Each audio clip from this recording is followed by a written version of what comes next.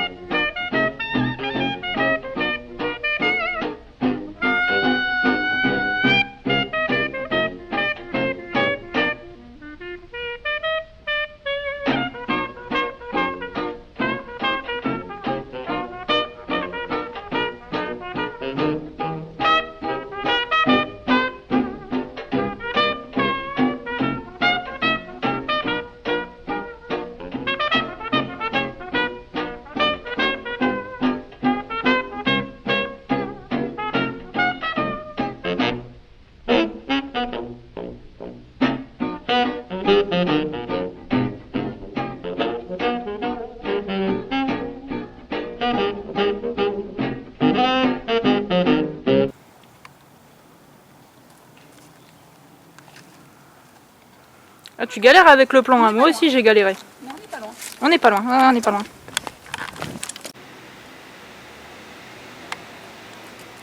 Je vais te casser la gueule. Coucou Émile. Pas très stylé, hein.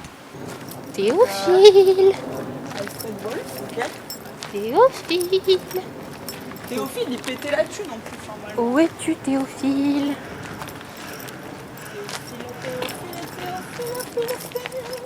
J'ai trop aimé, c'était le roman de la momie, là, je sais pas quoi. La morte amoureuse, Non, la main de la momie. c'est avec la momie. La main de la momie. J'ai un doute, c'était. Je l'ai vu, lu il y a très longtemps.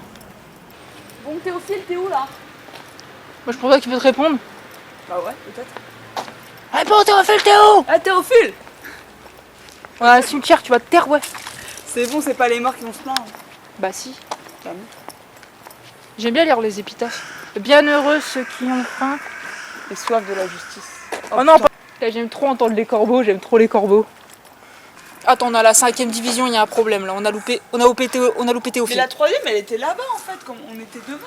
Bah, C'était écrit 3ème sur le panneau. ouais, mais tu m'as dit que on n'était pas sur la bonne avenue.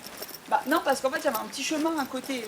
C'était pas écrit chemin machin, tu vois. C'était avenue Kalash. C'était avenue. Avenue Cordier. Bah donc c'est ici. C'est la grande avenue, il était sur la grande avenue. C'est ici. C'est cette rangée là du coup. En gros, quand t'as un corbeau tombé du nid, tu le récupères et tout, tu peux l'éduquer toi-même et l'élever comme si c'était un corbac, ton chat, ton chien, c'est hyper fidèle et tout. Et genre en fait quand j'étais petite, et ben je voulais avoir un corbeau parce que mon père m'avait dit qu'il connaissait un mec qui avait récupéré un corbeau et le corbeau il était méga fidèle. Il se baladait avec sur son épaule et tout. Et en gros, je suis devenue genre obsédée par l'idée d'avoir un corbac. Mais genre, mon père m'a bien dit, c'est vraiment si tu sauves la vie, tu vois. C'est pas genre, tu vas pas aller chercher un putain de corbac et l'élever, ça se fait pas. Donc voilà, je voulais un corbeau quand j'étais petite et j'en veux toujours un. Si jamais il y a un corbeau tombé du nid un jour, je vais l'élever comme si c'était mon enfant. Appelle-moi. Je le mettrai sur mon épaule. Par contre, ça s'est un petit peu effacé tout ça. Genre, on voit. N'hésitez pas à faire une campagne participative, les descendants de Théophile Gautier, pour qu'on rabiboche la tombe. Ouais, genre, je sais pas, genre, refaites une petite inscription là, parce qu'on Ouais. voit pas grand chose. Hein. Ouais, 1811, 1800, j'arrive même pas à voir la date de mort. c'est très grave. 1800. Du coup, ça veut dire qu'il est éternel. Les gens, ils abandonnent souvent des trucs improbables. C'est un torchon, mon fait. Attends, Y a pas de vaisselle à faire ici. bah, peut-être que les morts font leur vaisselle aussi. Tu crois trop, genre, il n'y a plus de charge mentale au paradis. Mais si. Là, tu vois, il y a le clown de ça. Comme ça. Arrête. Arrête l'angoisse. Le cauchemar. Même juste un clown random, hein, putain. Qu'est-ce que tu fais là, celui-là, quoi? Et genre, mais frérot, je vais retourner où comme où, tu vois, genre, c'est jamais, t'imagines. Arrête, ce serait trop flippant. Et là, tu vois, t'imagines sur ma caméra. Nous, on voit rien, mais sur ma caméra, on voit quelque chose. Genre, tu faisais un film avec ça, tu traumatiserais une nouvelle génération. Ah, yes, il faut absolument traumatiser une nouvelle génération. C'est ça ton but dans la vie. En tant que future réalisatrice, c'est je veux traumatiser des gens. Yes. Je serai contente. C'est la seule chose que je veux dans ma vie. Waouh. Et juste devant, famille Corbeau. Voilà. Oh non. Waouh. Alors là, c'est un signe du destin, là, je pense. Oh, tu chantes. Ça a chanté. Je te le levais quand même. Ouais, je le voyais pas. Pourquoi c'est flippant comme ça là? Il y a des gens, je trouve pas qu'ils font des bons choix dans leur vie et dans leur mort. Dans leur mort.